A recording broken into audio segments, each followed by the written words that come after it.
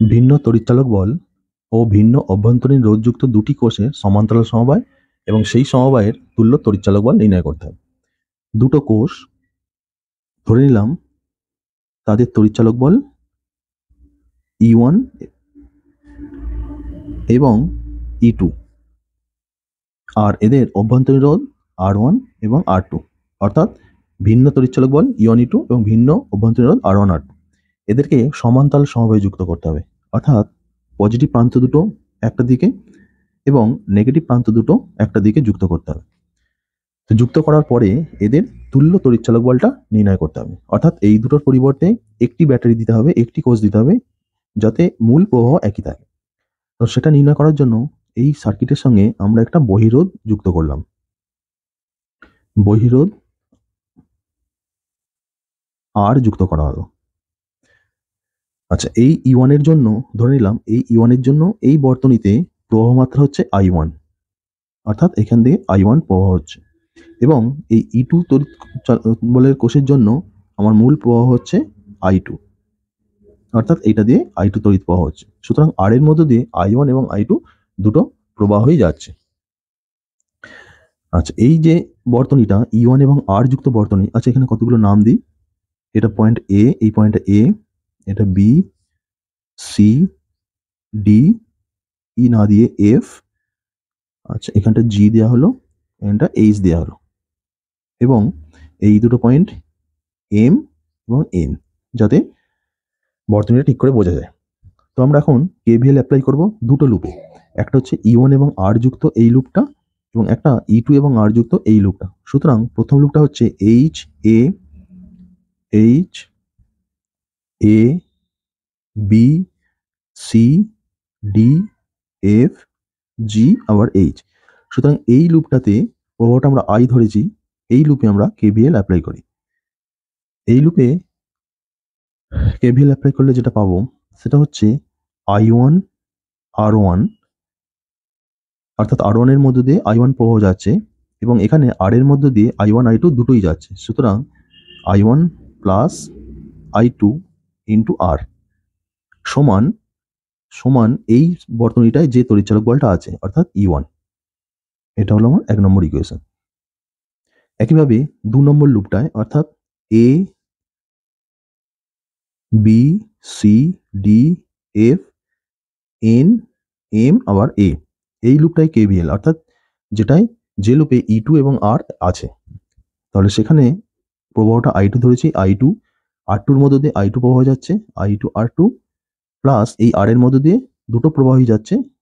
সুতরাং I1 plus I2 into R সমান এই লুপটাতে, দ্বিতীয় লুপটাতে তড়িৎচালক বল হচ্ছে E2। এটা হলো 2 নম্বর।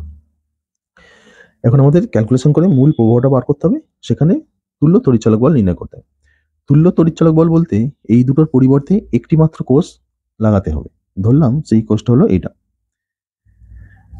এই দুটো কম্বিনেশনের সঙ্গে, সমবায়ের সঙ্গে বহিরোধ আর যুক্ত আছে, সেটাও আমরা লিখলাম বহিরোধ আর, এটা হলো আর। আচ্ছা, এখানে তড়িৎচালক বলটার অভ্যন্তরীণ রোধ কি হবে?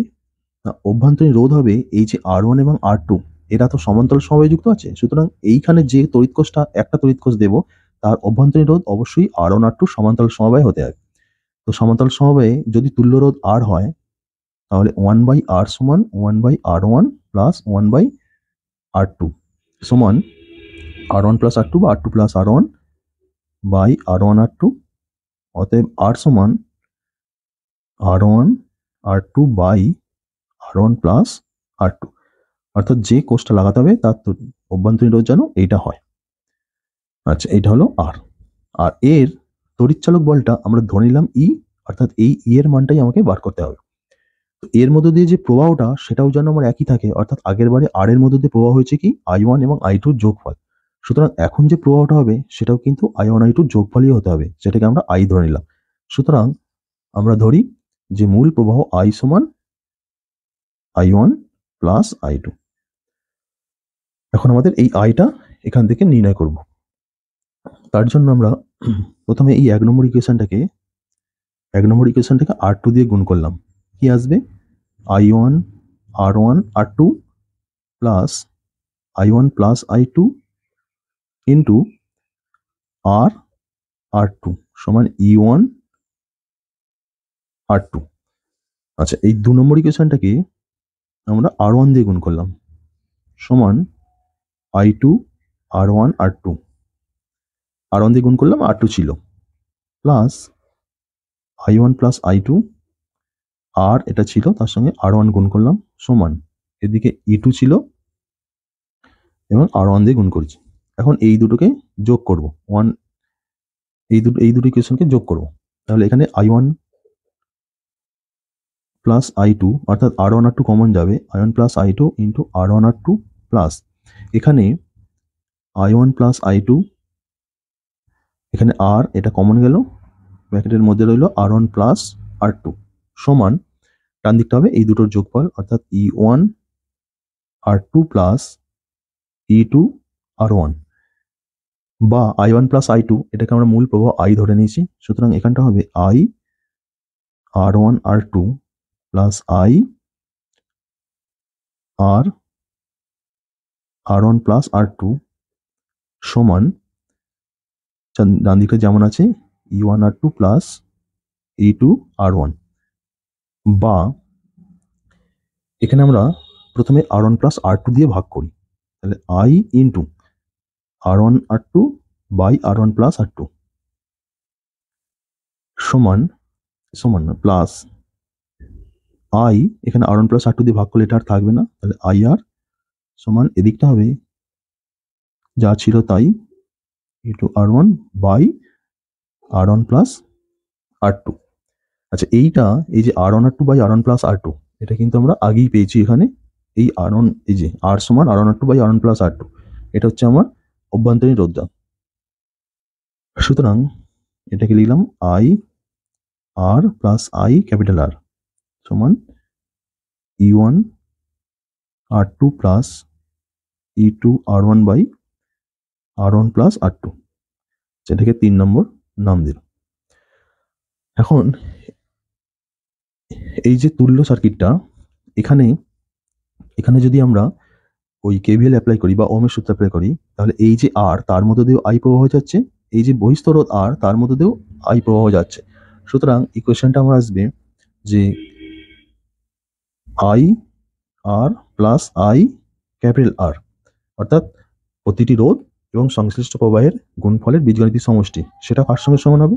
সেটা হবে ওই বর্তনীতে যে তড়িৎচালক বলটা রয়েছে তার সঙ্গে সমান, অর্থাৎ তড়িৎচালক বলটা এই বর্তনীতে E। সুতরাং এখানে ইকুয়েশনটা হবে, এটা হলো E। এখন এইটা হলো আমার 4 নম্বর ইকুয়েশন। যেহেতু এই 4 নম্বর ইকুয়েশন এবং আমার 3 নম্বর ইকুয়েশন, এই 4 নম্বর ইকুয়েশন এবং 3 নম্বর ইকুয়েশন সমতুল্য, সুতরাং আমরা 3 আর 4 তুলনা করে দেখতে পাচ্ছি যে এই ইকুয়েশনেরও বাঁ দিকটা IR plus I capital R, এখানেও I small r plus I capital R, এবং ডান দিকটা এখানে হচ্ছে তুল্য তড়িৎচালক বল E, এবং এখানে এই এক্সপ্রেশনটা। সুতরাং আমরা লিখতে পারি যে E সমান E1 R2 plus E2 R1 by R1 plus R2, এটাই হলো আমার তুল্য তড়িৎচালক বলের রাশিমালা।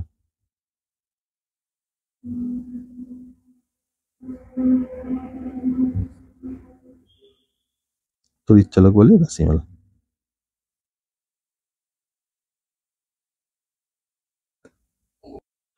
যদি মূল প্রবাহমাত্রা প্রয়োজন হয়, তাহলে আমরা এই ইকুয়েশন থেকে মূল প্রবাহমাত্রাটাও পেয়ে যাব।